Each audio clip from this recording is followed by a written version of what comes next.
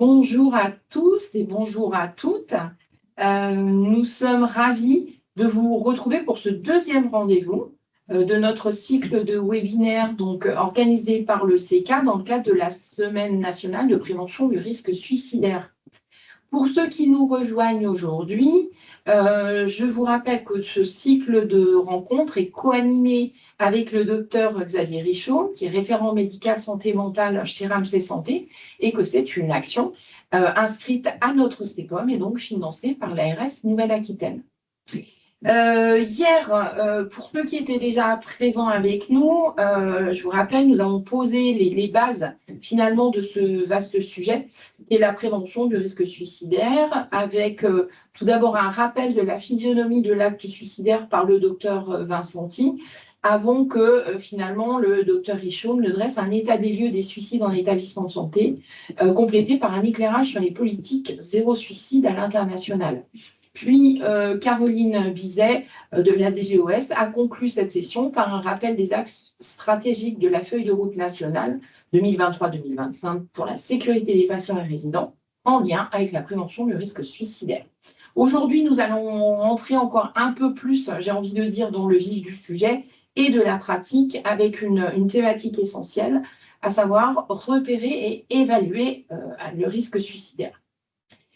Donc, avant de passer la parole au docteur Richaud, qui va nous détailler le programme de ce webinaire, je vous rappelle donc très rapidement que vous pouvez poser, bien entendu, vos questions via les onglets, soit conversation, soit Q&R, questions et réponses. Donc, surtout, n'hésitez pas. Il y aura des temps consacrés justement à ces sessions de questions-réponses et que, bien entendu, ce webinaire est enregistré et sera disponible dans les tout prochains jours en replay sur le site du CECA. Je vous souhaite un très bon webinaire à tous et je passe la parole au docteur Richaud. Merci beaucoup, Véronique, et merci encore pour cette invitation et cette opportunité de pouvoir parler de prévention du suicide, des actes suicidaires en établissement.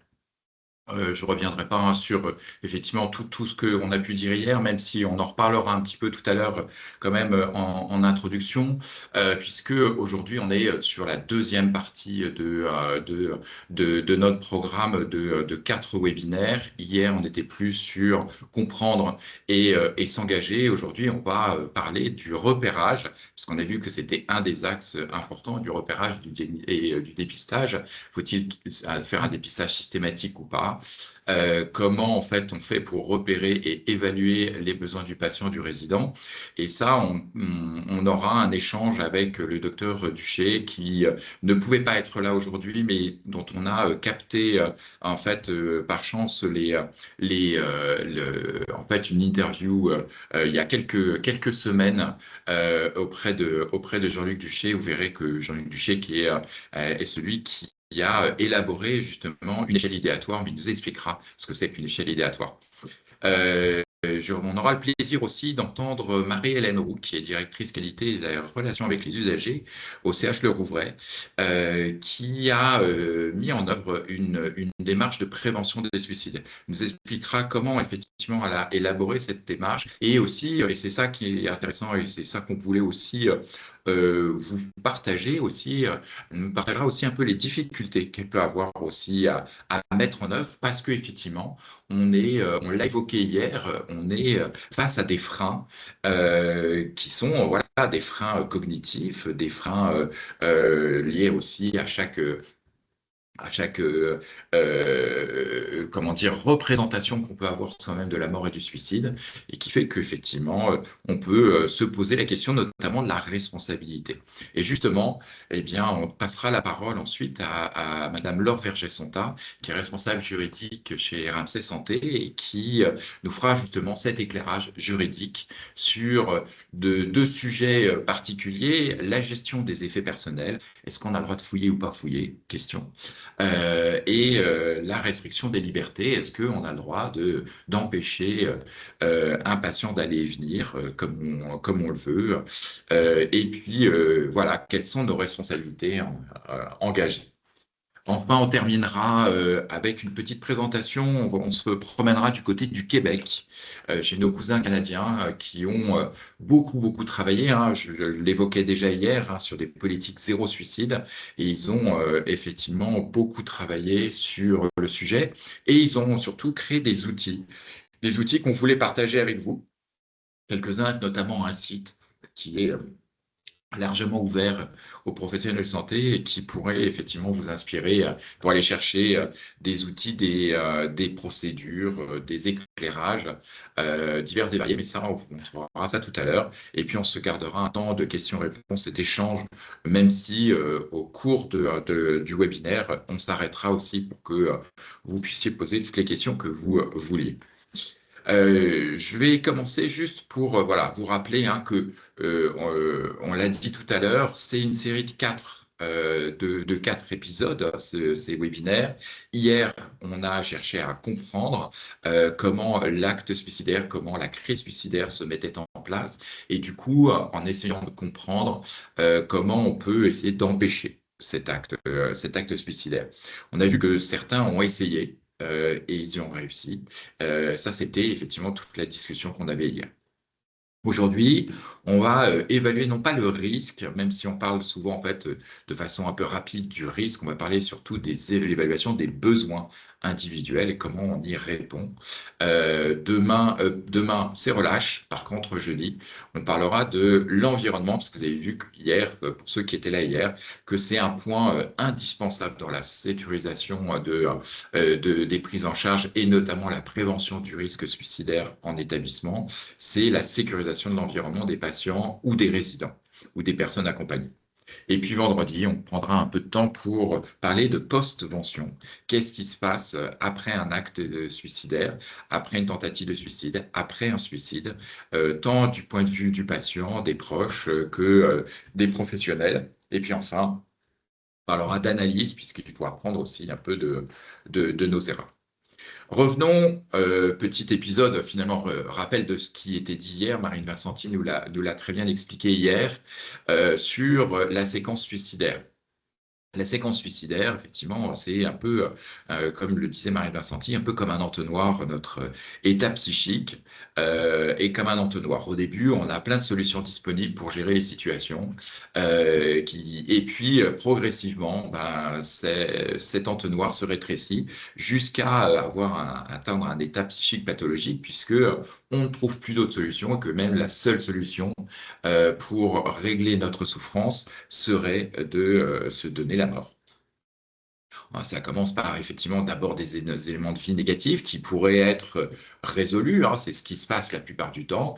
On a quelque chose qui est un peu négatif dans notre vie et on va le résoudre. Et puis malheureusement, il peut s'aggraver avec des émotions négatives, des sentiments d'échec, de perte d'abandon, bref, l'apparition d'une douleur psychique avec des ruminations, une pensée obsessionnelle, un désespoir qui peut là aussi se résoudre ou malheureusement basculer vers un état un peu plus pathologique. Vous voyez que c'est en lien aussi avec l'étroitesse de l'entonnoir et le fait qu'on trouve de moins en moins de solutions disponibles et donc des idées suicidaires. D'abord vagues et puis de plus en plus intenses et puis progressivement peut-être avec l'élaboration d'un plan, une préparation éventuelle et encore une fois, la possibilité d'une résolution qui devient plus difficile, et malheureusement avec la transition de ces idées en acte suicidaire en lui-même, qui peut malheureusement conduire au décès du patient ou, en cas de tentative seulement, entre guillemets, de suicide, aller vers une résolution, mais qui pourrait potentiellement revenir avec des idées suicidaires. Tout l'enjeu, effectivement, va être de détecter et de repérer cette douleur pour pouvoir essayer d'accompagner et d'empêcher, en fait, de proposer une résolution. Rappelons-nous, hein, que les patients ne cherchent pas à mourir dans un acte suicidaire, ils cherchent à mettre fin à une souffrance la plupart du temps, ou à régler une situation intenable, éventuellement appeler à l'aide, ou marquer une hostilité. Ils ont, à l'image de notre entonnoir, le sentiment que seul le suicide peut mettre fin à leur souffrance. Et effectivement, l'idée, c'est de pouvoir les en empêcher. Marine Vincenti nous a remontré effectivement aussi que cette crise suicidaire, c'était un état qui était fluctuant, temporaire, de durée variable, avec des moments où effectivement un peu en creux, avec potentiellement un sentiment, je les ai mis en orange, un sentiment trompeur de réassurance qui peut être effectivement, comme son nom l'indique, trompeur et constituer un danger. On a l'impression, après une tentative de suicide ou des idées suicidaires fortement énoncées, que le patient va mieux, il s'est réassuré, tout va mieux, mais on sait que c'est un état précaire et quelquefois, malheureusement, les idées vont revenir et vont même être encore plus importantes. L'autre point aussi d'attention, c'est le moment où quelquefois on peut avoir un soulagement, où d'un seul coup, alors qu'on n'a rien fait de particulier en termes de prise en charge émotionnelle ou psychique du patient, que le patient va d'un seul coup beaucoup mieux. Là aussi alerte, parce que peut-être en fait il est soulagé simplement d'avoir pris la décision de mourir et donc d'avoir trouvé une solution qui n'est pas forcément la meilleure, mais une solution en tout cas pour lui pour régler sa souffrance. Donc ça, ce sont effectivement des points pour lesquels il faudrait être vigilant. Mais comme nous l'a rappelé aussi le docteur Vincenti hier, en fait, il n'est pas malheureusement pas possible de prédire avec précision le moment où un patient ou un résident pourrait passer à l'acte. On peut essayer avec la clinique. Certains nous disent que cliniquement, il suffit juste d'examiner son patient. Une étude effectivement faite notamment en 2021 sur les valeurs prédictives des outils nous rappelle que la valeur prédictive positive de la prédiction clinique, de l'examen clinique, elle n'est seulement que de 22%. Les échelles, pas mieux. Les valeurs prédictives positives du suicide sont de l'ordre entre 5 et 16%. Il y a des échelles qui sont un peu meilleures que d'autres, mais sans préciser vraiment le moment.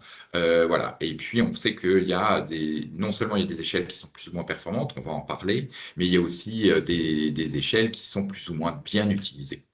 Les algorithmes, a priori, ça ne marche pas. En tout cas, pour l'instant, ça ne fonctionne pas.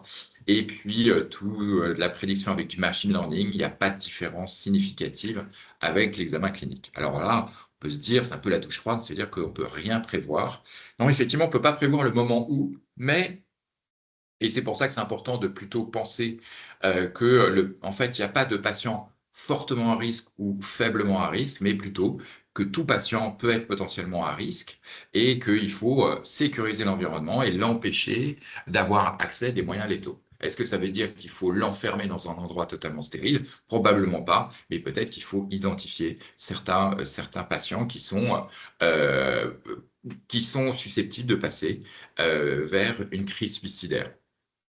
Donc l'idée, c'est effectivement d'identifier la crise suicidaire en elle-même, de réduire la souffrance, mais il ne suffit pas juste d'identifier, il va falloir passer à l'action, réduire la souffrance en apportant du soutien, en mobilisant l'entourage, en brisant l'isolement, en essayant de donner de l'espoir, bref, en apportant aussi des soins, on va dire, émotionnels et psychiques, les premiers secours en santé mentale. On va surtout sécuriser le lieu de vie pour, en fait, empêcher le patient ou le résident d'avoir accès à des moyens létaux. Et puis, on le rappelait hier, l'importance d'agir sur des symptômes qui ne sont pas des symptômes directs du suicide, mais les troubles du sommeil, l'anxiété, la dépression sont des symptômes qui sont modifiables et sur lesquels il faut travailler parce qu'on sait qu'ils peuvent majorer aussi la crise suicidaire. En pratique, ça veut dire quoi? Est-ce qu'il faut faire du repérage systématique de tous les patients et les résidents? Ben, c'est un peu quand même ce qu'on conseille, de faire du repérage. Repérage, ça ne veut pas dire mettre en place une évaluation diagnostique importante, mais simplement poser la question. Comme on repère les allergies aux antibiotiques, eh bien, on devrait repérer systématiquement pour tous les patients en posant des questions simples l'idée suicidaire, les idées noires, les idées au sommeil, de troubles du sommeil, les idées suicidaires, avec des questions simples. On va y revenir dans quelques instants. Et si ces besoins sont, si, pardon, ce repérage, pardon, est positif, là, dans ce cas-là, on va pouvoir évaluer des besoins et les évaluer. Évaluer des besoins, c'est-à-dire, c'est pas évaluer un risque, c'est évaluer un besoin en soutien psychologique, en protection du patient ou de son entourage, ou voire des besoins en soins psychiatriques. Et une fois qu'on a évalué ces besoins, il va falloir agir, ça nous engage à apporter déjà les premiers soins psychologiques, à apporter des soins émotionnels, de mettre en place un degré de protection, voire de surveillance. On l'a vu que la surveillance n'est pas toujours bien vécue, donc on ne peut pas tout faire reposer sur la surveillance. Donc effectivement, on va plus travailler sur la protection. Et puis, demander un avis psychiatrique. Ce qui était intéressant, c'est de voir, rappelez-vous, dans ce que j'ai pu dire hier sur les politiques zéro suicide qui ont été déjà mises en établissement. C'est dans ces politiques zéro suicide qui ont fonctionné, à chaque fois, il y avait quand même la notion de repérage de masse, de repérage systématique, en posant des questions simples et en apportant les premiers secours sans attendre d'avoir un avis psychiatrique. Les premiers secours, c'est des soins émotionnels, c'est un soutien du patient, c'est déjà prendre en fait en considération sa souffrance. Déjà dans un premier temps, le protéger en attendant de pouvoir ensuite bénéficier d'un avis spécialisé. Mais ça, ce sont des choses qui peuvent être mises en place aux urgences, qui peuvent être mises en place dans une consultation, qui peuvent être mises en place à peu près un peu partout.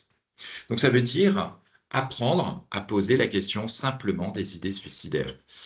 Ça veut dire d'abord créer une alliance thérapeutique, penser aux nombreux freins des patients. C'est difficile, hein. Les patients peuvent avoir honte, peuvent se sentir coupables, peuvent avoir peur des conséquences, de dire qu'ils ont envie de se suicider, par exemple, ou ils ont envie de mettre fin à leur jour. Il ne faut pas hésiter à nommer les souffrances, identifier aussi les pertes, et puis poser la question en un seul étage. Il ne faut pas y aller par 40 détours. Avez-vous eu au cours de ces derniers jours des idées suicidaires? Alors, on peut utiliser suicide, suicidaire, on peut utiliser mettre fin à ses jours, mais on évite les choses un peu alambiquées comme partir, s'en aller, idées noires, se faire du mal, qui malheureusement vont être trop ambiguës et ne seront pas précis. Après, on peut être, quand on est plus avancé dans la relation et dans l'alliance thérapeutique, en s'appuyant justement sur les souffrances qui ont été nommées par le patient précédemment, aborder plus directement les intentions en disant, est-ce que vous souffrez au point de souffrir, au point, pardon, de mettre fin à vos jours? Est-ce que vous êtes senti mal au point de penser mettre fin à vos jours? Quand on se sent mal, comme vous me l'avez décrit, est-ce qu'on peut avoir des pensées suicidaires? Est-ce que c'est votre cas? Dans les circonstances similaires, des personnes ont rapporté avoir eu des idées suicidaires. Est-ce votre cas? Vous voyez, l'idée, c'est peut-être voilà, d'impliquer le plus le patient dans ses idées et lui poser la question. Rassurez-vous, une chose est claire, parler de suicide n'a jamais donné envie à quelqu'un de se suicider. Quelqu'un qui a envie de se suicider, il ne vous a pas attendu pour que vous lui posiez la question. Par contre, vous n'imaginerez pas le nombre de vies que vous pourrez sauver en posant la question directement du suicide. 100% des gens qui vous ont répondu oui, c'est qu'on leur avait pratiquement posé la question. Il est très rare qu'ils vous le disent spontanément. Il est sûr qu'ils ne vous répondront pas toujours. On estime à peu près à 50% le nombre de gens qui vous répondront positivement, mais ça fait déjà 50%. Ne jamais poser la question, c'est s'assurer de ne pas avoir de réponse. Alors, est-ce qu'on peut utiliser des outils? On parle beaucoup d'outils comme le RUD pour risque, urgence, dangerosité. On laissera le docteur Duché tout à l'heure nous en parler plus avenant. L'idée, hein, c'est d'identifier, en fait, d'essayer d'objectiver le risque suicidaire en se basant sur trois grandes dimensions: le risque, l'urgence, la dangerosité. Le risque, en fait, l'idée, c'est d'évaluer en fait des facteurs de risque. C'est une étape qui s'avère indispensable pour planifier l'intervention. Les facteurs se trouvent en fait à différents niveaux de fonctionnement de la personne. On a des facteurs individuels, des facteurs familiaux, des facteurs psychosociaux, pardon, avec des facteurs qui sont plutôt des prédisposants, plutôt des facteurs protecteurs, plutôt des facteurs précipitants. Donc là, effectivement, il y a une manière de poser les questions, il y a plein de questions à poser. On va ensuite mesurer les priorités de l'intervention, donc le degré d'urgence de passage à l'acte. Ça vous permet effectivement de pouvoir définir le scénario et les capacités de mise en œuvre, avec trois niveaux, faible, moyen ou élevé, en termes d'urgence. Et puis enfin, la dangerosité, c'est l'évaluation de l'accès aux moyens létaux. Ça, on le verra, c'est un outil qui vient du Canada, qui a été importé en France, qui est fortement recommandé encore dans les, les recommandations de bonne pratique de la Haute Autorité de Santé. Cependant, de façon assez étonnante, c'est un outil qui n'a jamais été validé scientifiquement. Donc c'est dommage pour effectivement de l'évidence-based médecine. Et puis c'est un outil qui va avoir une limite très claire, c'est que lorsque vous avez eu des antécédents de risque, des antécédents pardon, suicidaires, eh bien vous êtes déjà classé à risque majeur. Donc déjà cette dimension-là, elle est neutralisée. Si l'accès aux moyens létaux va être assez rapidement aussi neutralisé. Donc, il ne vous restera plus que les trois niveaux d'urgence. Vous voyez que ça va être très compliqué de pouvoir quantifier la bonne dimension. Donc, on va utiliser une échelle plutôt idéatoire. C'est par exemple l'échelle d'évaluation du risque suicidaire de Duché. Il y en a d'autres, hein, l'échelle Columbia, il en existe d'autres, hein, l'échelle de Beck, des échelles idéatoires. L'idée, c'est de mesurer sur une seule dimension simplement le risque, en fait, l'intentionnalité de mettre fin à ces jours et donc l'idée de mort. Mais je ne vais pas en parler plus avenant. Je vous propose qu'effectivement, on entende plutôt le docteur Jean-Luc Duché nous en parler. Jean-Luc Duché, c'est un médecin psychiatre qui exerce actuellement en libéral. Il a exercé au CHU de Clermont-Ferrand et à la clinique de Lauzon à Clermont-Ferrand aussi, en parallèle de ses consultations en libéral. Maintenant, il consacre beaucoup de temps à la recherche et à l'écriture pour aider les gens pour prévenir le risque suicidaire. Son secteur d'expertise sont les troubles anxieux, dépressifs et le risque suicidaire, sur lequel il a publié de nombreux ouvrages sur le sujet. Et notamment, il a élaboré avec son collègue et ami, le professeur Lorca, qui est au CHU de Clermont-Ferrand, une échelle pour évaluer l'intentionnalité du suicide, échelle qui, elle, par contre, a été évaluée et validée scientifiquement. On vous propose justement une interview avec lui, parce qu'il l'expliquera 100 fois mieux que moi,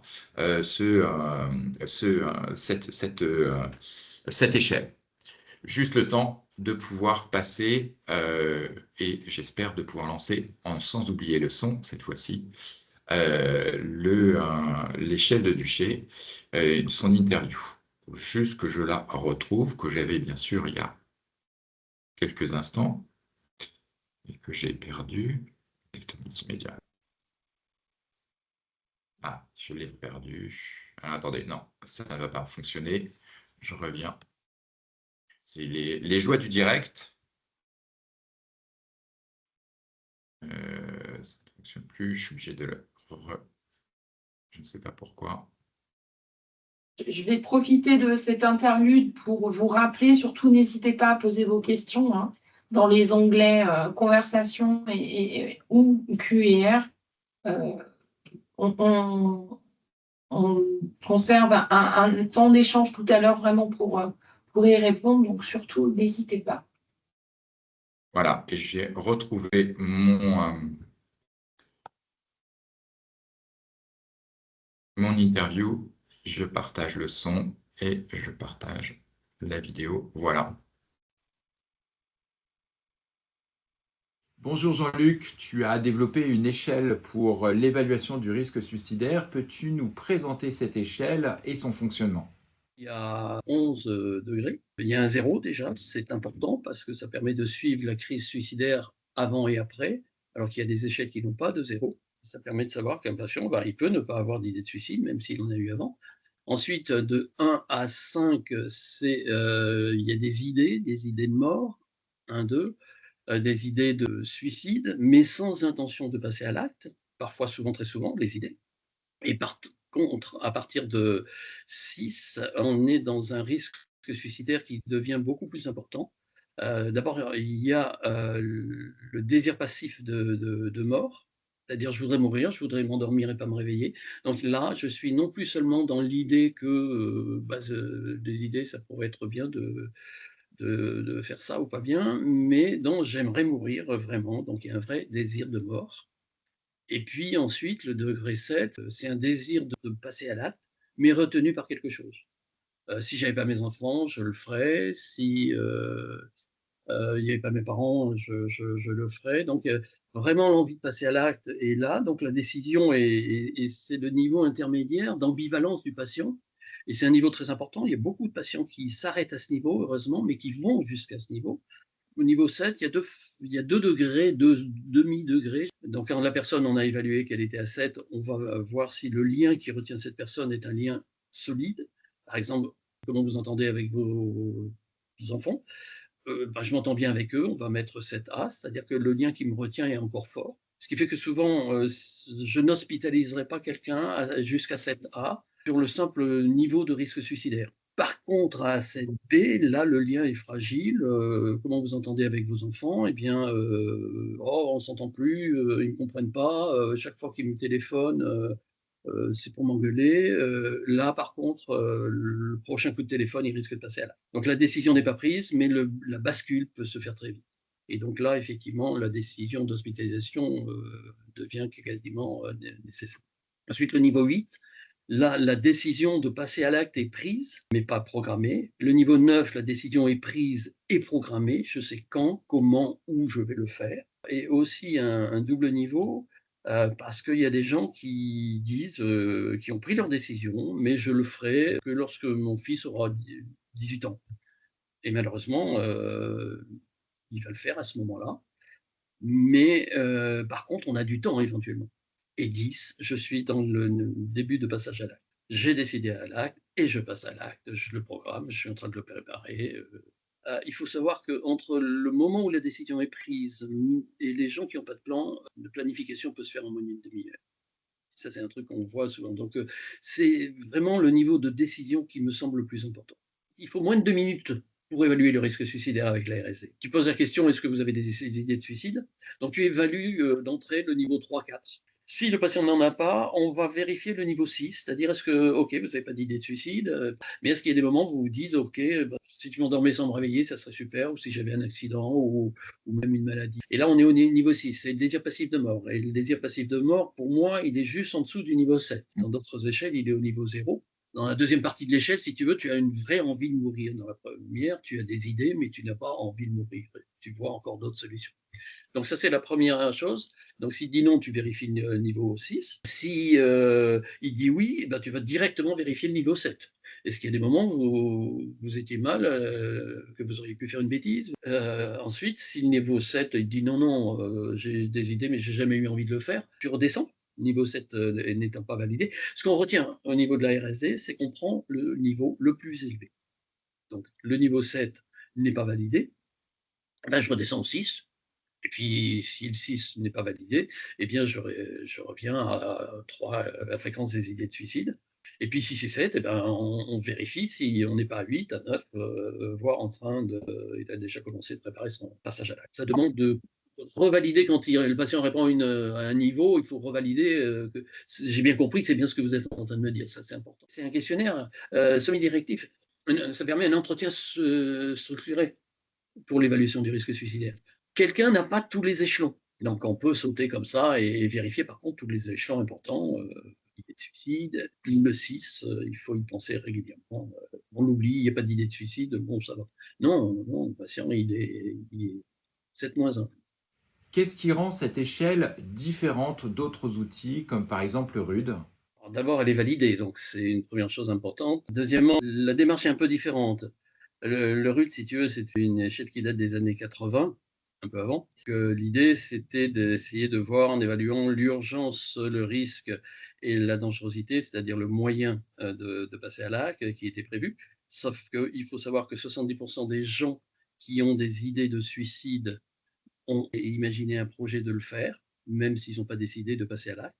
Donc ça veut dire que quelque part, le fait d'avoir un projet n'est pas une preuve absolue de si la personne va passer à l'acte. Les antécédents, c'est intéressant, sauf que quelque part, tu sauras que cette personne appartient à une population à risque, mais tu ne sauras pas si cette personne va passer dans les médias ce soir, demain. Et pour Morissette, c'était l'idée que le risque, le R, correspondait à une probabilité que la personne fasse un acte suicidaire dans les 2 ans. Alors moi, ce qui m'importe en tant que clinicien, c'est savoir si la personne qui est en face de moi va passer à l'acte ce soir, demain, où elle en est de sa décision. L'intentionnalité du patient de passer à l'acte.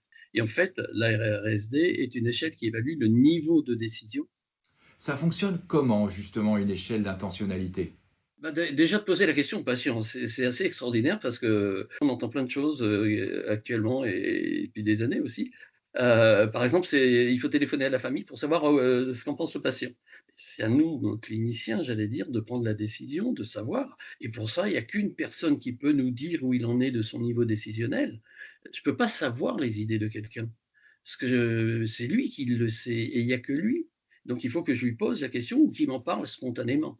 Il faut savoir que 50% des patients en parlent à leur entourage et à leurs soignants, en particulier à leurs médecins. Donc j'allais dire, les gens répondent relativement facilement. C'est nous qui avons une difficulté, qui avons peur de poser la question. Il faut juste poser la question. Je ne peux pas savoir ce que tu penses tout de suite si tu ne me le dis pas. Et donc, soit tu me le dis spontanément, soit je vais lui demander. Et à partir de ça, en utilisant la RSD, je vais monter les différents niveaux. Si je comprends bien, cette échelle à différents niveaux permet de tracer l'évolution de cette intention au cours du temps. Donc l'intérêt, c'est de pouvoir reproduire les évaluations de façon très régulière, n'est-ce pas? Absolument, parce que le risque suicidaire fluctue dans un sens ou dans un autre. Et on peut suivre comme ça, sur des mois et des mois, l'évolution du risque suicidaire. Que chez les jeunes, je peux être à 0, je me fâche avec mon père, je peux passer à 10 rapidement. Mais chez la plupart des adultes, on est dans quelque chose qui se structure progressivement. C'est pour ça que dissocier, comme c'est fait dans d'autres échelles, entre d'un côté mettre les idées et de l'autre côté mettre l'évaluation des niveaux séparés n'est pas forcément une bonne idée. Moi, je pense qu'il y a une continuation et c'est intéressant qu'il y ait le 0 parce que ça peut redescendre au 0, mais ça peut remonter et ça permet de suivre la crise tout au long de l'évolution de la crise. Et on voit des patients qui passent à l'acte, ça fait, j'allais dire, 1 an que les choses se préparent, quoi, avec l'apparition d'idées de suicide à ce moment-là. Hmm. Si on en avait discuté à ce moment-là, eh bien, probablement que le patient ne serait pas passé à l'acte. Ce qui est intéressant aussi, c'est de voir qu'on peut suivre une évolution qui va grandissante, mais on peut aussi voir l'effet de certains traitements qui vont faire diminuer justement le score, ou voir également cette diminution qui pourrait être un peu trop brutale, alors qu'on n'a pas fait grand-chose en termes de thérapeutique, et qui doit donc être, si je comprends bien, un signal d'alarme, puisque le patient va à cet instant artificiellement beaucoup mieux, car il a enfin trouvé une solution à son problème. Ça, on le voit chez certains patients, effectivement, des patients qui vont très très mal. Et puis le patient, un jour, en paraît serein, se dire, ben, tiens, j'ai été efficace, je suis content. Mais comme tu dis, c'est artificiel. En fait, ils ont pris la décision. Et c'est quand ils sont au niveau 7 qu'ils sont dans cet état de tension, de lutte contre eux-mêmes, entre j'ai envie, mais je ne peux pas le faire, je n'ai pas le droit de le faire pour ci, pour ça, pour mes enfants, parce que je suis croyant, parce que ci, parce que ça. Et lorsqu'ils prennent la décision est prise, si tu veux, cette lutte n'existe plus et tu les vois complètement apaisés. Ça peut rassurer, mais au contraire, tu as raison, c'est un moment de là où la prise de décision. Et surtout, ils rentrent dans une espèce de dissociation où d'un côté, si tu veux, ils sont dans leur processus décisionnel, ils suivent leur truc, et à côté, ils vont vivre à peu près normalement, comme s'ils étaient doubles. Là, ils veulent plus bien parler. La décision est prise.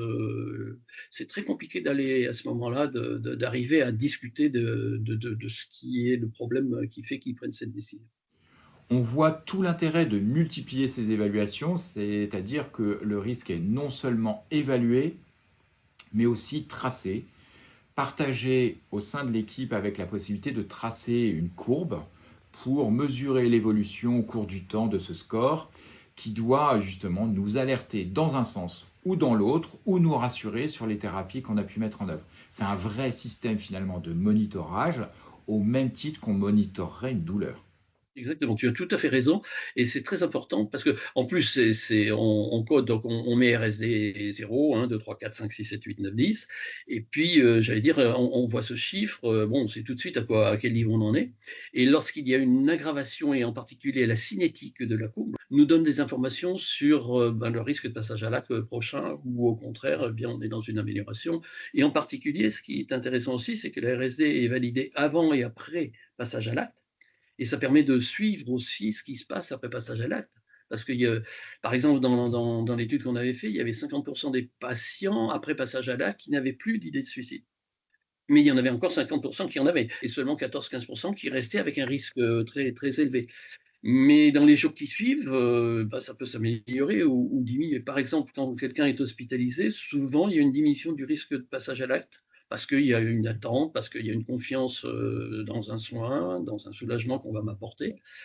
Et puis, au bout de quelques jours, le risque peut remonter au niveau au score à la RSI. Donc, ça veut dire que le patient est reparti dans un risque réel éventuellement de passer à l'acte. Le fait d'hospitalisation apporte un mieux, donc, mais ce mieux n'est pas forcément solide. Il faut être très prudent par rapport à ça. Quand quelqu'un vient d'être hospitalisé, il faut l'évaluer et le réévaluer au moins la première semaine assez régulièrement, tout simplement en prenant, hier vous m'aviez dit que vous avez des idées de suicide ou qu'elles s'étaient améliorées, ça va mieux, il y en a moins, vous en avez plus ou il y en a encore, voilà. Il faut être à l'aise avec ça. Le patient, lui, c'est notre gène qui le gêne, mais pas le fait d'en parler, au contraire. S'il est là, c'est qu'il attend quelque chose de nous, il a de l'espoir en nous. L'hospitalisation n'est pas la solution absolue, c'est l'hospitalisation avec un accompagnement des soins et une préparation à la sortie, puisque souvent on a des hospitalisations qui peuvent être très courtes sans préparation de la sortie.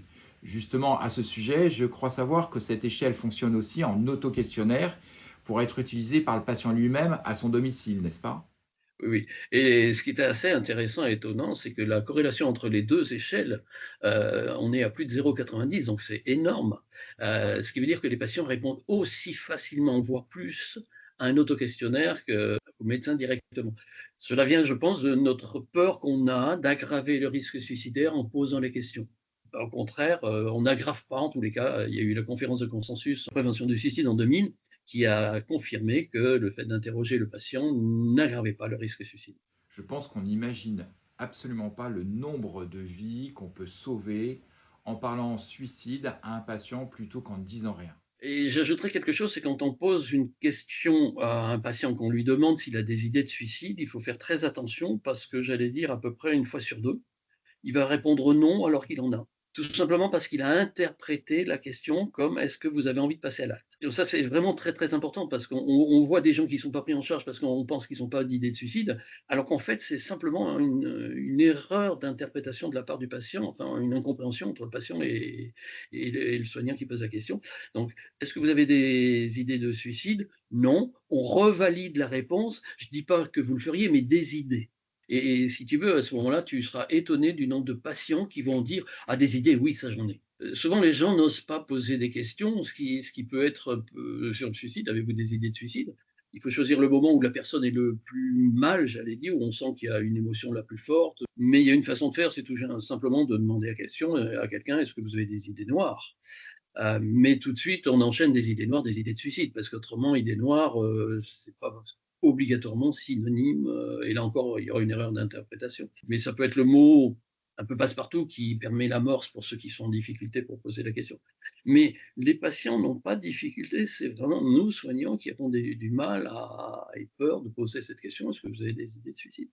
Je suis infirmier aux urgences, je reçois un patient que je ne sens pas très bien, pas forcément parce qu'il a déjà eu un geste contre lui-même, mais parce qu'on vient de lui annoncer un diagnostic un peu lourd, parce qu'il a une pathologie chronique. C'est quoi les 3 questions que je devrais lui poser pour repérer avant d'enclencher éventuellement un questionnaire tel que l'échelle de Duché? Lui demander comment ça va, comment il est, comment il le moral, comment il vit ça. Je crois que c'est la première chose. Et puis, on va bien voir à un moment, si on voit apparaître, j'allais dire, certaines tristesses, quelque chose, là, il est en train de peut-être envisager que sa vie est gâchée, qu'il ne pourra pas faire ce qu'il avait prévu. On peut lui demander aussi la façon dont il voit la prise en charge de sa maladie, comment il voit l'avenir. Et puis, est-ce qu'il le voit comme, bon, ok, j'ai un truc là, mais maintenant on guérit beaucoup de choses, voilà, j'ai de l'espoir, ou au contraire, je vois juste que tout est fini. Ça ne veut pas dire que là, il va forcément avoir envie d'accélérer les choses. Lui, on le temps fin à ses jours. Mais ce qui me semble important à ce moment-là, c'est peut-être, mais je pense que la plupart des soignants le font, c'est de réassurer en montrant les soins qu'on peut leur apporter et redonner l'espoir. Et chercher le désespoir, si tu veux, qui peut-être, Beck l'avait dit, avait fait une échelle justement par rapport à ça. Et c'est chercher le niveau d'espoir que le patient garde, ou au contraire, il est complètement désespéré. Ou même de demander voilà, votre morale, comment il va, et quand ça va pas bien, à ce moment-là, vous avez des idées noires, des idées de suicide, des choses comme ça. Toujours en revalidant la réponse négative, je dis pas que vous le feriez, mais des idées. Tu vois, partir sur le désespoir, en premier, pour glisser jusqu'à derrière poser des questions par rapport aux idées de suicide. J'insiste beaucoup sur le fait de réévaluer régulièrement et de repréciser qu'on a bien compris que c'est bien ça qu'il est en train de nous dire, le patient, que c'est de façon à ce qu'on soit sûr que le niveau, c'est bien sûr. Et ne jamais oublier de vérifier les niveaux supérieurs, et on ne retient que le niveau le plus haut.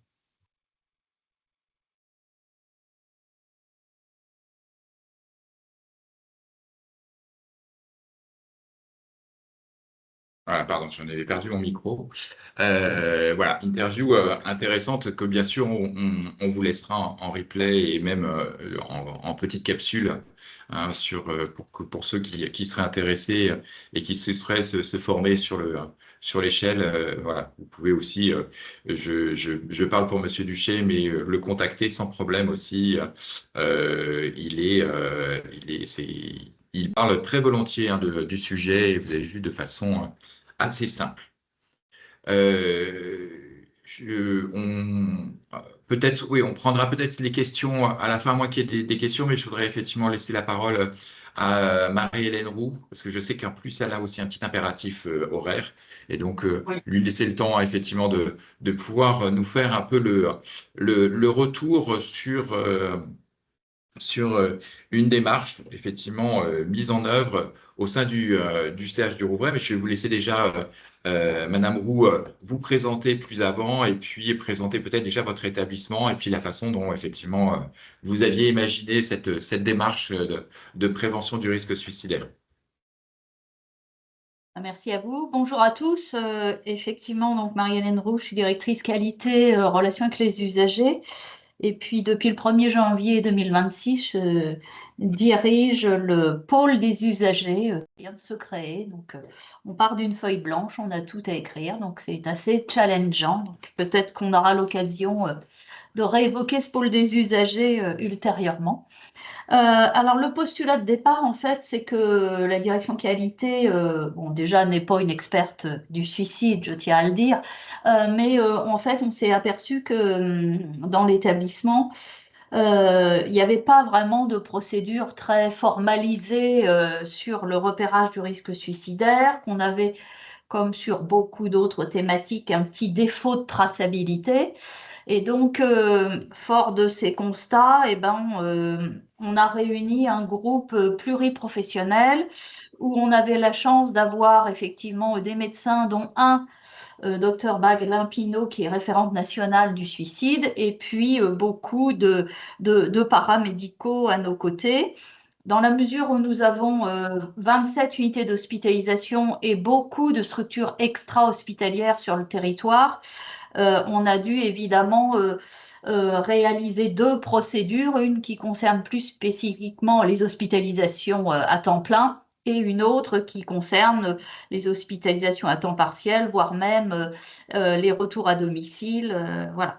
Donc sur la procédure de repérage du risque suicidaire en unité intra-hospitalière, donc comme pour d'ailleurs l'autre, sur la première page, on a déjà donner une définition de ce qu'est le repérage du risque suicidaire, de manière à ce que tout le monde se sente bel et bien concerné par ce repérage. Et on a donc dit que, effectivement, le repérage est du ressort de tous les intervenants dans le soin et à tous les temps de la prise en charge du patient, à l'admission comme à la sortie, en permission ou aussi à la sortie définitive du centre hospitalier.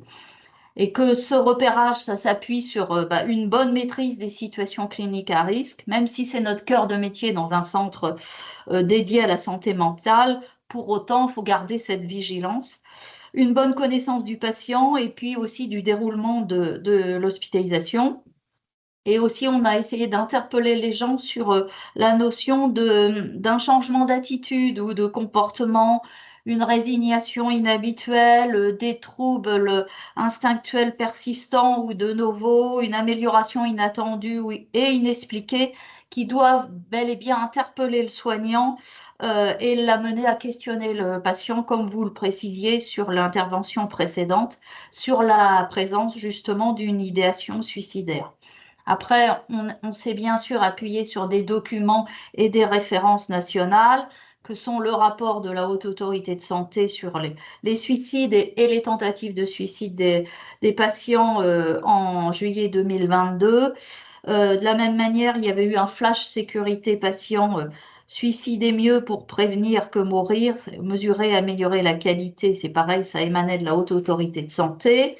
Le référentiel, évidemment, de certification de 2025 où le critère 2.1.11, les équipes de psychiatrie se coordonnent pour prévenir le passage à l'acte suicidaire tout au long de la prise en charge.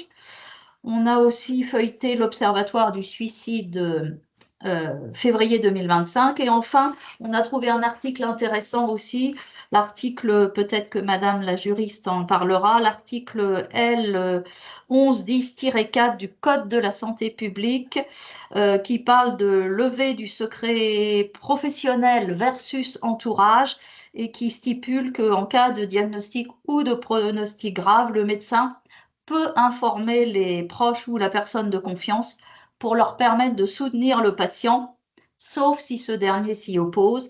Et seul le médecin est habilité à transmettre ces informations ou en déléguer la transmission sous sa responsabilité. Et puis après, on est rentré dans le dur du sujet. Et donc, on a voulu un outil simple, c'est-à-dire pas un nombre inconsidéré d'échelles. Et pour donc ce repérage, on s'est basé sur 4 niveaux. Donc un niveau 0, bien sûr, pas d'idées suicidaires. Un niveau 1, idées suicidaires passives, fluctuantes et passagères. Un niveau 2, idées suicidaires présentes mais sans intention de passage à l'acte. Et enfin, le niveau 3, idées suicidaires avec intention de passage à l'acte, avec soit sans scénario ou scénarisé. Et de ces 4 niveaux d'appréciation, eh bien, on a déterminé 3 niveaux de surveillance avec des actions à mettre en place. Donc le niveau 1, une évaluation régulière du risque suicidaire et une observation renforcée. Un niveau 2 qui est une évaluation fréquente du risque suicidaire et une observation renforcée. Et bien sûr le niveau 3 qui est une surveillance continue, une évaluation fréquente du risque, une mesure qui peut aller aussi de restriction d'aller et venir à mettre en place en fonction du jugement de l'équipe pluriprofessionnelle et une adaptation de la prise en charge, évidemment, en fonction du risque. Et après, on a également donné quelques informations aux équipes sur les mesures préventives, à savoir que quand le patient arrive dans une unité d'hospitalisation, qu'il est accueilli évidemment par l'équipe paramédicale, que pour l'ensemble des patients, les objets piquants, coupants, tranchants sont retirés à l'entrée et jusqu'à l'évaluation médicale. Et bien sûr qu'en cours de séjour, il peut y avoir une remise de certains objets selon l'évaluation et la discussion en équipe. Que l'évaluation médicale, elle est faite à l'arrivée par le médecin présent dans l'unité ou par l'interne et que ça donne lieu justement à une prescription de l'évaluation du risque et des surveillances à mettre en place. Et puis, on a aussi mis en avant toutes les autres mesures qui peuvent être prises selon l'état du patient, avec bien sûr la mise en place, si c'est nécessaire, d'un traitement sédatif efficace, à dose efficace, installer le patient en chambre double à proximité du poste de soins, mettre en sécurité la chambre et la salle de bain, c'est-à-dire faire un état des lieux, retirer tout ce qui est mobilier, objets dangereux, vérifier la fermeture de la fenêtre, du placard, faire un inventaire minutieux avec le retrait d'objets dangereux, que ce soit la ceinture, les lacets, les cordons, enfin, tout ça, tout ce que les paramédicaux savent. Ne pas laisser à portée de main de solutions hydroalcooliques et puis travailler sur nous. On a un kit anti-suicide qui est indiqué sur prescription médicale. Et enfin, quand le risque est majeur de passage à l'acte, eh bien parfois on est obligé de prendre une mesure, bien sûr, d'isolement, voire de contention qui peut être décidée en équipe pluriprofessionnelle, après tentative, bien sûr, de réassurance du patient au travers d'entretiens et de traitements potentiels. Et parallèlement à ça, on a aussi souhaité mettre un point de vigilance pour les soignants sur la surveillance de l'observance des traitements qui doit être resserrée afin d'éviter le stockage des médicaments. Et après, quand cela est possible, avoir un contact avec l'entourage afin d'établir un vrai lien de confiance pour écouter leurs observations, la transmission de propos inquiétants, et puis de les informer, comme je l'ai dit préalablement, sur accord du patient, du risque suicidaire, de son évolution et des mesures de prévention que l'équipe a prises. Et puis parfois, on peut aller même jusqu'à impliquer les proches dans la prise en charge, notamment l'organisation des permissions de sortie du patient, que ce soit une sortie de courte durée. Voilà. Et bien sûr, les autorisations de sortie sont forcément déterminées par le médecin selon l'état du patient. Et enfin, comme vous l'avez dit, l'importance de la réévaluation de tous ces éléments qui sont fondamentaux. Et tout ça a donné lieu, donc ça c'est quelque chose d'un peu détaillé, et nous avons fait en dernière page un arbre décisionnel qui reprend tout ça de manière extrêmement simplifiée, sur lequel l'équipe peut s'appuyer si effectivement il ne souhaite pas rentrer in extenso sur l'ensemble de la procédure. Donc ça, c'était la procédure intra-hospitalière et on a fait la même chose pour donc, nos hôpitaux de jour, nos centres médico-psychologiques et aussi quand le patient est à domicile, avec évidemment quelques modifications, non pas sur les 4 niveaux de repérage, mais sur les actions de surveillance, bien évidemment, qui sont différentes quand vous êtes à l'extérieur et que vous n'êtes pas hospitalisé à temps plein. Donc avec un niveau 1 qui consiste à planifier un nouveau rendez-vous et présenter les dispositifs 31-14, vigilance, et nous on a un SAS psy adossé au SAMU. Donc ça, le présenter à l'usager, voire même à sa famille. Un niveau 2 qui reprend l'action du niveau 1 et on va solliciter un avis médical, notamment par le médecin de secteur. Et un niveau 3 qui dit consulter en urgence un médecin sur place ou un médecin de notre service d'urgence, d'accueil et d'orientation, contacter le médecin référent du CMP et de l'HDJ, et puis s'il y a le geste suicidaire en cours, bien évidemment, contacter le 15, ça va de soi. Et le cas particulier sur une visite à domicile, de contacter le médecin référent du CMP ou de l'HDJ, et puis si le médecin n'est pas soignable, bien sûr, de la même manière, contacter le 15 si effectivement on est en présence d'idées suicidaires actives et ou scénarisées. Et puis sur la procédure extra, on a beaucoup insisté aussi sur le fait de prévenir les proches du patient, les associer aux actions préventives au domicile. Évidemment après accord du patient, sauf si le médecin juge que malgré le refus du patient, il y a une nécessité à prévenir les proches. Et de la même manière, nous avons fait donc un arbre décisionnel pour ces structures extra-hospitalières. Et pour finir, l'écueil finalement que nous avons eu, c'est que ces procédures ne sont pas totalement appliquées à ce jour, puisque quand nous les avons présentées aux 2 instances que sont La commission médicale d'établissement, on n'a pas eu trop de retours, on va dire, de questionnements majeurs. C'est plutôt en réunion d'encadrement où ils nous ont exprimé une certaine réticence quant au niveau de responsabilité que vous évoquiez, Monsieur Réchaume. Et en fait, voilà, il disait, OK, le paramédical va donc, avec le médecin, évaluer un repérage de ce risque, mais si dans l'intervalle, le patient passe à l'acte alors que le niveau évalué n'était pas le bon, quelles vont être nos responsabilités?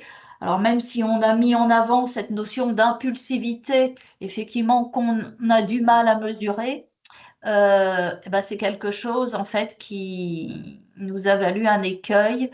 Donc là, on est en train de reprendre ces procédures, notamment en intra, pour les refaire tester par des unités un peu fléchées et revoir un petit peu avec l'ensemble des soignants s'il y a des choses à réévaluer au sein de ces procédures, et puis aussi des réassurances des soignants en fonction de ce que Madame la juriste nous dira. Voilà un petit peu notre expérience. Merci beaucoup parce qu'effectivement c'est d'abord impressionnant voilà, vous avez surtout voilà, trouvé un outil, et c'est ça qui est important, c'est d'avoir un outil de repérage puis un outil d'évaluation. Effectivement, hein, c'est dans les deux temps. On va d'abord repérer et comme vous l'avez dit, à pas mal de moments, et puis ensuite on va évaluer. Et surtout ce qui est important, c'est que une fois qu'on a évalué, c'est décider d'action qui est en face. Et c'est sur ça, c'est ce que je disais hier hein, sur les événements graves associés aux soins qui ont pu être analysés, qui étaient des actes suicidaires. On trouvait régulièrement l'idée qu'il y avait quand même un des acteurs qui avait bien identifié que ce patient avait émis des idées suicidaires, mais par contre, ça n'avait pas été partagé et surtout, ça n'avait pas été suivi d'action. Donc ça, c'est indispensable, effectivement, les niveaux d'action. Là, vous êtes, vous, dans des établissements de santé mentale, et donc il est assez logique que vous ayez effectivement un arsenal de thérapeutiques qui soit en proportion avec justement la psychiatrie dans chaque établissement, puisque faut rappeler que les suicides ne concernent pas que les établissements de santé mentale, que les suicides concernent aussi le MCO, hein, la médecine chirurgie obstétrique, c'est 25% des actes suicidaires en établissement, que les EHPAD ne sont pas non plus épargnés, ils n'ont pas forcément cet arsenal thérapeutique, mais ce qui sera important, ça sera d'avoir c'est justement cette graduation en fonction des moyens que l'on a dans l'établissement. On ne demande pas à l'établissement de bunkeriser, de devenir un établissement de santé mentale, mais d'avoir repéré pour pouvoir orienter le mieux possible vers justement une structure comme la vôtre s'il y en avait besoin. Mais déjà en attendant, qu'est-ce que je fais? Et donc je décide effectivement d'actions de sécurisation autour du patient ou du résident, d'action déjà de premiers soins psychiatriques, parce que ça c'est à la portée effectivement presque je dirais de tout soignant. Après, le niveau de responsabilité, on va laisser notre ami juriste en parler, parce que effectivement, je crois qu'elle a ajouté quelques points à sa présentation.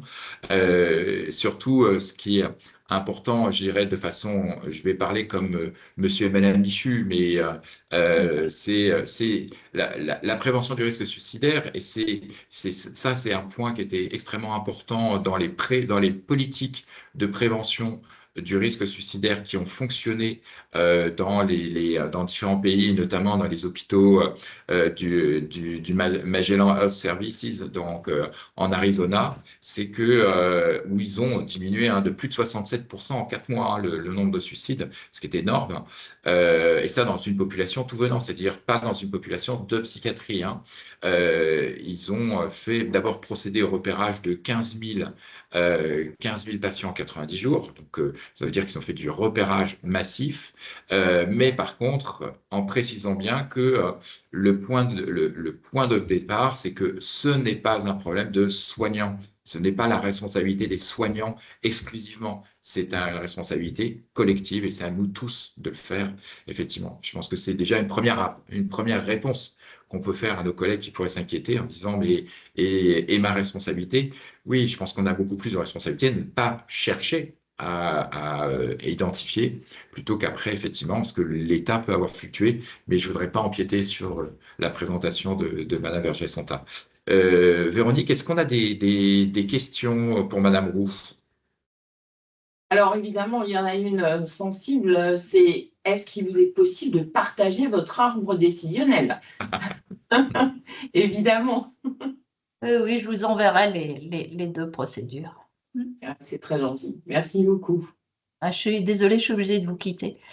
Mais en tout cas, merci de votre invitation. Merci à vous Bonne de fin votre de journée. témoignage. Et puis, Merci. on vous fera passer la réponse de Madame Ah oui, Vergès-Santa avec un volontiers. plaisir. Mais on aura l'occasion d'en reparler.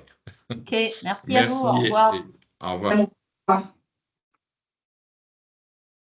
Je vais laisser la parole à ah oui, Madame Vergès-Santa, il faut que je partage quand même l'écran, puisque il y a quand même quelques. Voilà.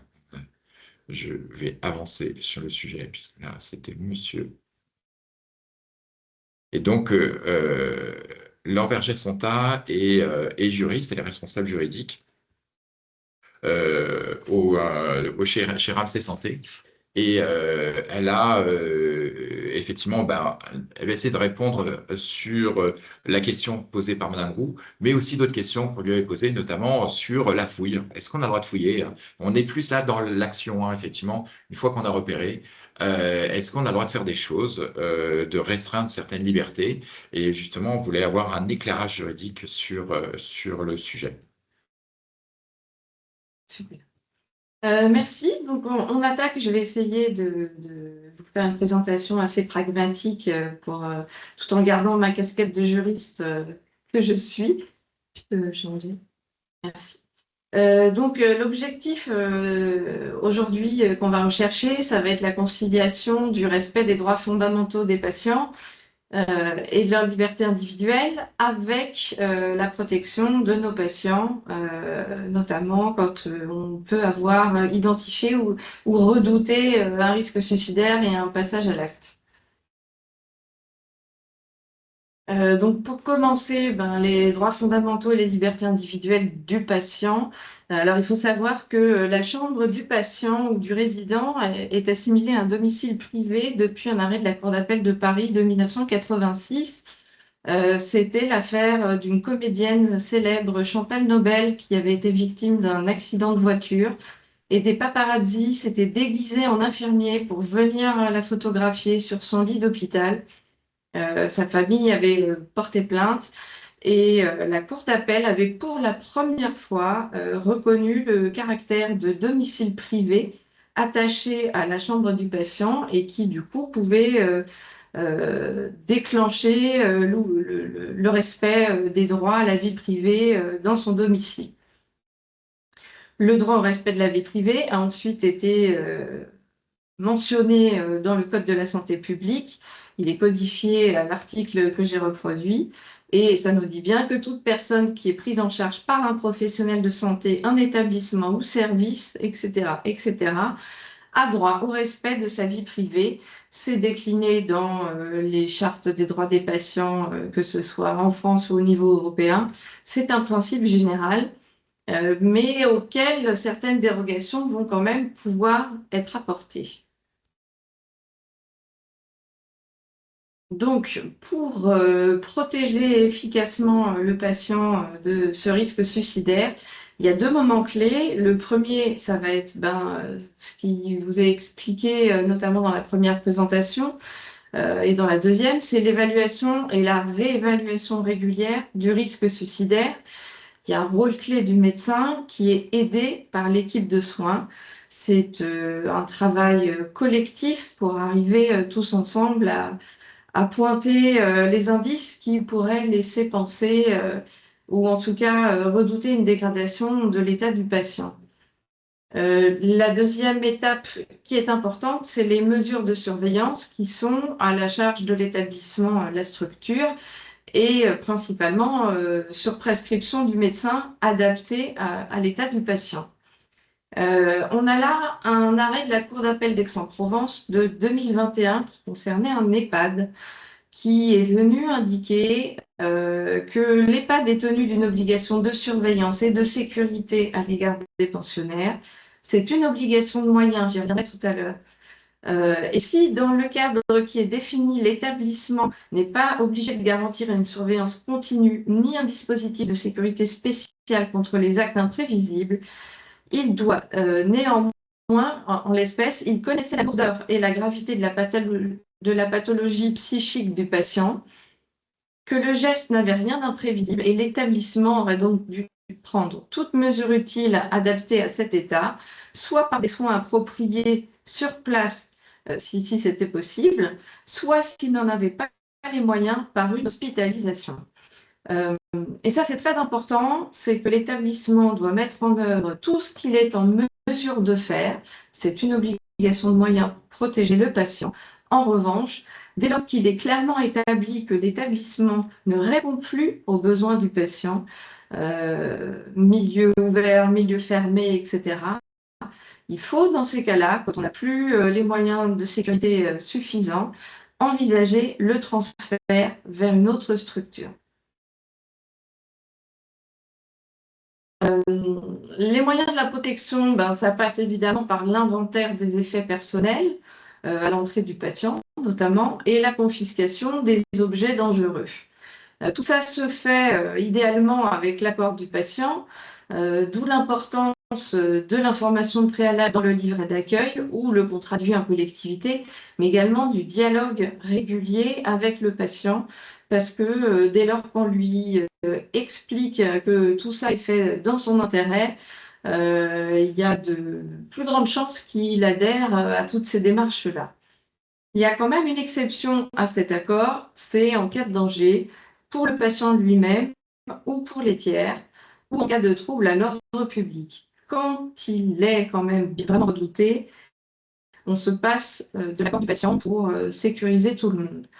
Attention néanmoins, ces démarches, donc ces fouilles entre guillemets, doivent absolument respecter le principe de proportionnalité.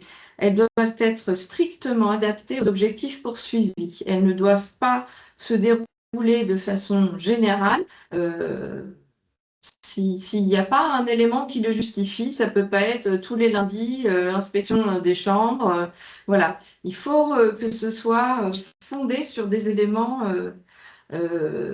concrets qui peuvent redouter, soit qu'il y ait un trafic de stupéfiants dans l'établissement, soit qu'un patient en particulier puisse attenter à sa vie. En cas de violation injustifiée de la vie d'un patient, c'est-à-dire si on considère que la fouille va un peu trop loin, la responsabilité de l'établissement hospitalier peut être engagée. Les patients disposent de recours juridiques pour contester de telles atteintes, notamment sur le fondement de l'article 9 du Code civil, respect du droit à la vie privée, de la dignité humaine, tous les grands principes énoncés en introduction. Pour autant, en pratique, je peux vous dire qu'il y a beaucoup plus de recherche de responsabilité par les proches en cas de suicide ou de tentative de suicide que de procédures judiciaires pour faire valoir des libertés individuelles estimées bafouées.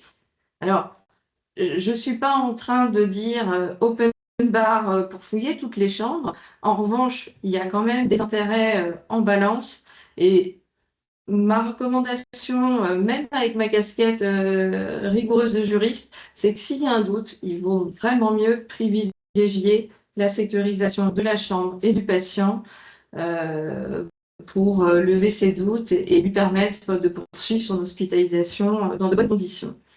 Parce que, en effet, au-delà du drame que peut représenter le suicide ou la tentative de suicide pour la famille, pour le patient, et pour les équipes en cas de passage à l'acte, parce que je ne suis pas soignante, mais je pense qu'on ne s'habitue pas à ce genre de drame et que c'est un échec collectif quand un patient réussit malheureusement à mettre à terme son projet. C'est quelque chose qui vraiment a un impact fort pour tout le monde. Malgré tout, le risque juridique, il est principalement indemnitaire. Pour ça, les établissements sont couverts par des assurances responsabilité civile, professionnelles, les établissements et les intervenants à titre libéral, les médecins psychiatres par exemple.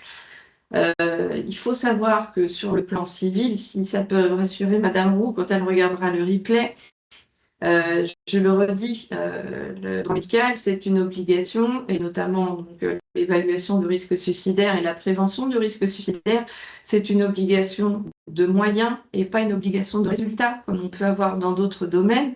Ce qui veut dire que le tribunal, le juge, va toujours regarder si l'établissement a mis en œuvre les moyens qu'il avait à sa disposition à un instant T pour répondre aux besoins du patient à un instant T. Voilà. Donc, c'est pas. On peut être passé à côté de quelque chose à un moment où le patient ne présentait pas de risque, et puis 3 jours après, son état a changé, il a récupéré l'objet qu'il avait dissimulé. Voilà, tout est adapté. Les appréciations sont toujours adaptées et c'est une obligation de moyens et pas de résultat. Pour continuer sur le risque juridique, le risque pénal, lui, il est relativement limité pour rassurer un peu les professionnels qui pourraient avoir des inquiétudes. Alors, en ce qui concerne la structure de la personne morale, une faute simple suffit dès lors qu'elle a pu concourir au dommage, à la réalisation du risque malheureux. Ça concerne donc les établissements de santé, les EHPAD, etc. Il faut une faute, on va dire, structurelle. Par exemple, justement, il n'y a pas de protocole formel pour encadrer les situations ou pour déterminer quel médecin est le médecin référent d'un patient. Voilà, on va être sur des choses principalement organisationnelles. En ce qui concerne les personnes physiques, donc la faute d'un soignant au pénal, pour être retenue et pour engager sa responsabilité, elle doit être caractérisée, c'est-à-dire très grave. Exemple que je peux donner, ça va être le médecin qui va injecter un produit sans regarder l'étiquette de ce qu'il injecte, ou qui va se tromper et multiplier la dose par 10. On peut considérer potentiellement que c'est une faute caractérisée. Ou alors, il faut, second cas, un manquement à une obligation légale ou réglementaire. Donc là, ça va être une disposition du Code de la santé publique, en particulier, qui va être violée par le professionnel de santé. Je sais que c'est une inquiétude de façon générale chez les soignants, mais vraiment, je le redis, le risque principal, il est indemnitaire et couvert par les assurances. Ça ne se joue pas au niveau pénal. Il y a peu de mise en cause et encore moins de condamnation pour des faits de nature médicale. Alors, une fois qu'on a quand même procédé à cette fouille, déjà, je le dis, même si ça me paraît évident, mais la fouille, elle doit se concentrer que sur les objets dangereux. Et évidemment que l'idée, c'est pas de fouiller par plaisir dans les effets personnels des patients et qu'on ne doit pas accorder d'attention à ce qui ne constitue pas un objet dangereux. Donc, les objets usuels, on va dire, qui pourraient être identifiés, on a dit tout à l'heure, pointus, coupants, etc., ceux-là, ils vont être conservés par l'établissement dans un but de sécurisation. Maintenant, si à l'occasion de cette fouille, l'établissement trouve des objets ou des substances illicites, des armes, des stupéfiants, ce sont des objets qui doivent être conservés dans le coffre de l'établissement pour une remise à la police. Alors, j'ai envie de dire, l'arme, je pense que moi, je ne l'attraperai même pas au cas où elle soit chargée, j'appellerai tout de suite les forces de l'ordre. En revanche, les stupéfiants, ils doivent être confisqués aux patients, mis dans le coffre de l'établissement, mais pas dans la pharmacie, surtout, dans un coffre conservé par la direction. Et donc, il y a une instruction qui est sortie, d'ailleurs j'ai fait une faute de frappe, c'est pas en 2001, c'est en 2011, relative à la conduite à tenir en cas de détention illégale de stupéfiants par un patient accueilli dans un établissement de santé. Et elle nous décline un petit peu toute la conduite à tenir dans ce cas-là. et précise que la remise des stupéfiants est anonyme, c'est-à-dire qu'on doit remettre à la police ce qui a été saisi, mais sans donner l'identité du patient. Pour les armes, il y a le principe de base de respect du secret professionnel, mais il y a quand même une dérogation qui est mentionnée dans le code pénal et qui prévoit l'exemption possible du secret professionnel pour les professionnels de santé ou de l'action sociale, qui informent le préfet ou le préfet de police à Paris du caractère dangereux pour elles-mêmes ou pour autrui des personnes qui les consultent et dont elles savent qu'elles détiennent une arme ou qu'elles ont manifesté leur intention d'en acquérir une. Voilà, donc ça c'est une dérogation qui existe. Dans tous les cas, il faut prendre contact avec les autorités de police.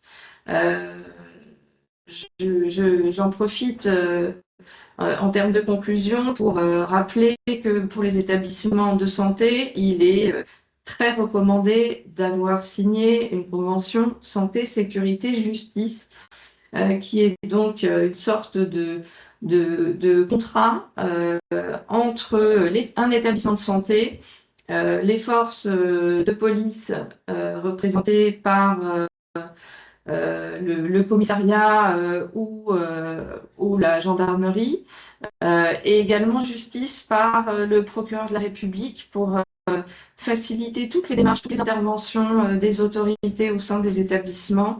Ils sont toujours en demande de ces contacts et vraiment, je vous incite à le faire si vous n'en avez pas dans vos établissements, parce que typiquement là, on les appelle, on leur dit on a saisi la résine de cannabis en quantité, est-ce que vous pourriez venir la récupérer? Parce que je déconseille quand même de se balader avec pour aller faire une remise en main propre au commissariat. Si c'est à la demande des officiers, il faut bien leur demander d'indiquer quelque part que vous prenez la route pour venir la remettre, ce que vous avez avec vous en cas de contrôle. Mais le plus simple est quand même de les faire venir sur place. Et encore une fois, pour l'arme, bon, si c'est un couteau, on le prend, mais si c'est une arme à feu, moi, je préfère que vous n'y touchiez pas et que vous leur demandiez de venir la récupérer eux-mêmes. Voilà, et je suis à l'écoute pour les questions que vous pourriez avoir. Je ne sais pas si Véronique, on a quelques questions pour Oui, Madame. effectivement, on a une question. Qu'en est-il de la responsabilité, alors elle n'est pas facile cette question, d'une hospitalisation à domicile, notamment lorsque ce sont les aidants qui sont à risque suicidaire? Donc notre patient à nous, c'est pas un patient de santé mentale? Non, c'est un patient qui va être pris en charge dans le cadre d'une hospitalisation à domicile. Et en fait, ce n'est pas lui qui serait à risque suicidaire, mais c'est les aidants à domicile qui seraient à risque. Et donc, effectivement, on a si je comprends bien, j'espère que je comprends bien votre question, mais ça veut dire qu'on aurait donc des professionnels qui viennent faire des soins à domicile dans le cadre de cette hospitalisation et qui constatent qu'en fait, c'est l'aidant qui n'est pas bien et qui présente un risque suicidaire. Donc, qu'en est-il de la responsabilité de ces soignants qui vont constater ça? Éventuellement, moi je conseillerais déjà de prévenir les services sociaux dans ces cas-là, hein, pour s'assurer que c'est un cadre suffisant et sécurisé pour le patient et alerter peut-être sur une situation de détresse de façon globale. Savoir si la famille est déjà suivie pour faire des démarches dans ces cas-là. Après, les soignants, encore une fois, s'ils considèrent que les conditions ne sont pas réunies pour le maintien de l'HAD, ils doivent en référer au médecin traitant qui lui-même aussi peut contacter les aidants et prendre la meilleure solution possible pour votre patient. Ouais, donc on a exactement les mêmes questions. Du coup, ça déroule entre la visite à domicile, le patient dépendant qui n'est pas en état de s'exprimer. On va être tout un peu sur la même idée, en fait. Et donc, on a quelqu'un qui est en HAD et qui poursuit en termes de responsabilité juridique. Je ne sais pas ce qu'il en est, mais en tant que psychologue, je suis tout autant garante des idées suicidaires de l'aidant que du patient. Bah, psychologue, oui, mais en HAD, j'ai compris que c'était plutôt une personne qui avait des soins pas psychologiques à domicile. D'accord, normalement, c'est pas tant psychologique. Après, Alors, je pense qu'il y a un accompagnement psychologique, mais après les aidants vont tomber dans le même domaine que lorsque je rencontre quelqu'un qui a des idées suicidaires, qu'est-ce que je dois faire? Donc effectivement, on va déjà peut-être lui amener déjà évaluer le besoin, éventuellement alerter d'autres membres de la famille, d'autres aidants. Si l'aidant est un membre de la famille, peut-être qu'effectivement il y a d'autres personnes dans la famille, on va pouvoir se rapprocher d'elle. On va peut-être lui proposer d'aller voir un psychologue ou un médecin, en tout cas un professionnel de santé mentale. On peut essayer aussi de l'accompagner, proposer ne serait-ce que d'aller aux urgences, peut-être de voir aussi, hein, c'est encore une fois, l'idée n'est pas, c'est ce que je disais tout à l'heure, c'est pour ça qu'on ne parle pas beaucoup d'évaluer le risque, parce que évaluer un risque, le risque de probabilité de survenue d'une situation dangereuse. Voilà, on a vu qu'il n'y a aucune échelle, il n'y a aucun outil qui nous permet de pouvoir évaluer de façon précise le moment où ça va se passer.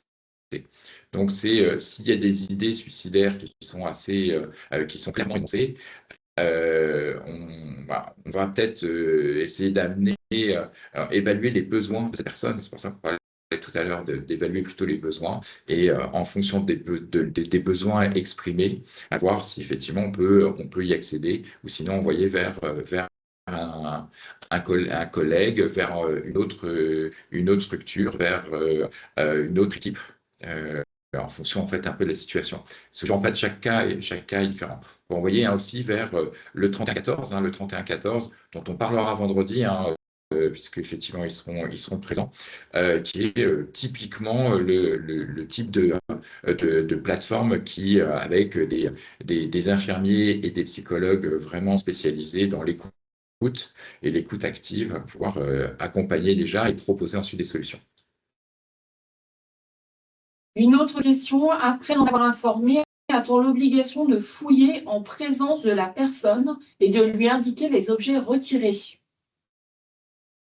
Et la fouille, à mon sens, ne doit pas être faite par une seule personne. Il faut qu'il y ait deux personnes pour fouiller une chambre, pour éviter justement qu'il y ait des choses qui puissent être reprochées. On m'a volé ci à l'occasion de la fouille ou quoi. Je pense qu'il faut deux professionnels pour réaliser la fouille.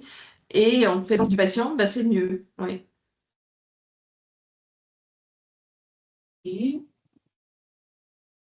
alors, est-ce qu'il y a d'autres questions? Je reviens peut-être un tout petit peu en arrière, Xavier. Il y avait deux questions par rapport à l'échelle de. Il y a quelques questions à l'échelle de Duché, oui. Notamment, est-ce qu'on peut utiliser cette échelle lorsqu'on est un travailleur social de proximité ou est-ce qu'il faut être un professionnel de soins? Absolument pas. Non. C'est l'échelle de Duché, elle peut être utilisée par n'importe qui. Elle fonctionne aussi en auto-questionnaire. Donc, ça veut dire que même le patient lui-même ou même la personne accompagnée peut sans problème l'utiliser toute seule. Voilà, oui, c'est vu, c'est assez simple. On pose 4 questions. En 2 minutes, c'est fait. Ça permet. L'idée, c'est de pouvoir décider d'action. Et notamment d'amener ensuite derrière un soutien émotionnel. Et vous savez que les premiers secours en santé mentale, c'est à la portée de tout le monde. C'est-à-dire tout le monde peut s'inscrire. Il y a des formations, comme on fait les formations, les gestes d'urgence, la formation au premier secours. Et il existe exactement la même chose, qui s'appelle la formation au premier secours en santé mentale, et qui permet de pouvoir identifier comment désamorcer les signes de désespoir, amener en fait ce qu'on appelle des soins émotionnels. Et ça, le soin émotionnel, c'est à la portée de tous. On pourrait parler, on en parlera un peu vendredi, des soins aux secondes victimes. Les secondes victimes, c'est tous les soignants qui sont impliqués dans l'acte suicidaire d'un patient ou d'un résident. Et dans ce cas-là, mais il faut pouvoir aussi les accompagner. Les accompagner, ça peut être fait par des pairs. Les pairs ne sont pas obligatoirement des soignants. Ça peut très bien être un responsable qualité. Vous allez à l'Oncopole de Toulouse, par exemple, le directeur qualité est formé au premier secours et aux soins émotionnels et apporte des soins émotionnels à des collègues seconde victime si besoin. Voilà, ça peut être des choses, donc en fait, c'est à la portée de tous. Alors, il y a des personnes qui demandent si on a partagé l'échelle RSD. Alors oui, je suis pas sûre que non. Hein, voilà. On la partagera sans problème. Ah, voilà. Vous l'aviez, elle était là, effectivement, affichée en même temps que l'interview. Elle était aussi dans le diaporama, mais bien sûr. Et puis, je pense qu'on la mettra en ressources, effectivement. Exactement, avec les articles, avec 2 ou 3 articles qui montrent effectivement qu'elle a été validée scientifiquement, contrairement à d'autres. Voilà. On la mettra à dispo, de même que les documents de Madame Roux. Une autre question, que contient un kit anti-suicide? Alors, le kit anti-suicide, souvent, le kit anti-suicide, classiquement, c'est tous les dispositifs qui permettent de pouvoir, qui peuvent permettre d'intervenir quand il y a un acte suicidaire. Donc, il y a des actes, dans les kits les plus élaborés, comme celui d'ailleurs que le CH Le Rouvray propose. Ça va aussi dans des actes de prévention. Donc, en fait, c'est des pyjamas, des pyjamas déchirables. C'est des draps, en fait, qui peuvent pas être noués, qui ne supportent pas, en fait, le poids d'un homme pour justement éviter qu'on puisse se pendre avec. Alors, vous voyez, ça, c'est vraiment, encore une fois, réservé à dans des établissements vraiment très spécialisés. Et puis, c'est des ciseaux aussi. C'est des ciseaux qui permettent de couper des liens aussi très rapidement lorsque on voit quelqu'un, puisque je rappelle que la majorité des suicides en établissement de santé, c'est par pendaison. On reparlera, mais on en reparlera d'ailleurs jeudi, ça sera l'occasion de parler de la sécurisation, parce qu'il y a effectivement dans les effets personnels, les cordons de téléphone, et c'est toute une discussion, mais on aura cette discussion jeudi prochain sur ce sujet. Et voilà, comment on fait? Dans certains kits, on a une espèce de checklist. J'en reparlerai aussi jeudi. On peut avoir une checklist de qu'est-ce qu'il faut que je regarde dans la chambre et que je retire impérativement lorsque j'ai un patient qui a exprimé des idées suicidaires. Donc, effectivement, il y a un certain nombre de choses qu'il faut retirer systématiquement. Et comme c'est pas toujours... Quand on est en santé mentale, en règle générale, on a un peu l'habitude. Je dis bien en règle générale, parce que je pense que c'est une bêtise de penser que tout le monde sait. Je pense que c'est bien de fonctionner avec une checklist. Là, la checklist, elle est simple. On regarde et on vérifie. Mais on reparlera de ces outils jeudi prochain. Je vois effectivement le temps qui file. On avait prévu, je voulais juste prendre peut-être une petite minute pour vous présenter un site vers lequel je vous engage vraiment à aller voir, parce que c'est une mine d'informations. Moi, j'ai construit énormément d'outils pratiques dans la politique zéro suicide que je mets en place dans 35 établissements et bientôt 135, puisqu'on l'élargit maintenant au MCO. Et je voulais... Voilà, attendez, il faut juste que je retrouve le bon, voilà. Voilà, c'est ce site-là, c'est le site de l'Association québécoise des infirmières et infirmiers en santé mentale. Alors, encore une fois, ne pensez pas que ça ne sert que pour les gens qui sont en santé mentale. Ça sert vraiment pour tout. Dedans, vous allez retrouver une mine d'informations. L'avantage, c'est que c'est écrit en français. Donc ça, c'est bien parce que ça veut dire aussi que vous pouvez utiliser les outils aussi en français. Alors attention, le Québec, les infirmières ont des prérogatives plus importantes que les infirmières en France. Il n'y a pas tout à fait le même niveau de compétences. Elles ont le droit de faire un peu plus de choses. Donc attention à bien réadapter au niveau effectivement du décret de compétences. Mais ce qui est intéressant, c'est que vous voyez, ils ont des procédures très simples, vous voyez, avec un code couleur très très simple, un peu à l'image de ce que nous a présenté Madame Roux, en fait, dont nous a parlé Madame Roux, mais avec le dépistage, la détection, le dépistage, l'évaluation des besoins, vraiment, voilà, et du coup, la mise en place d'actions ciblées en fonction des besoins. Là aussi, il parle voilà, le dépistage avec à quel moment il faut le faire. Et vous voyez, ils me disent vraiment au triage aux urgences, à l'admission, lors d'une transition, c'est-à-dire un transfert, un congé, c'est la sortie du patient, mais c'est aussi avant une permission, c'est les signes avant-coureurs, lors de signes avant-coureurs de suicide. Là, cette fois-ci, au moment aussi critique, et c'est important, c'est-à-dire que le patient a reçu un coup de ou le résident a reçu un coup de téléphone, où il s'est disputé avec sa famille, ou l'épouse du patient lui dit qu'ils vont divorcer, par exemple. C'est des choses, voilà, des moments extrêmement critiques. Là, il faut tout de suite penser à dépister, repérer, parce que ce sont des moments critiques, hein, au-delà même de toute pathologie. Encore une fois, ça amène une souffrance psychique, et donc si jamais il y a un terrain en dessous, ben ça va jouer.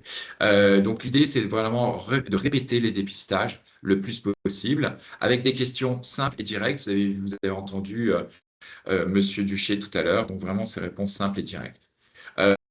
Et puis derrière, je ne vais pas détailler, mais vous irez regarder les mesures de remplacement à la surveillance. On a vu qu'en fait, on ne peut pas tout faire miser sur la surveillance, surtout quand on est en pénurie de soignants. Donc, qu'est-ce qu'on peut proposer en lieu et place de la surveillance? Vous allez voir que c'est quand même plutôt des mesures de sécurisation de l'environnement dont on parlera jeudi, hein. Voilà. Et derrière, les permissions, on sait que les permissions, bah, les patients rentrent à la maison.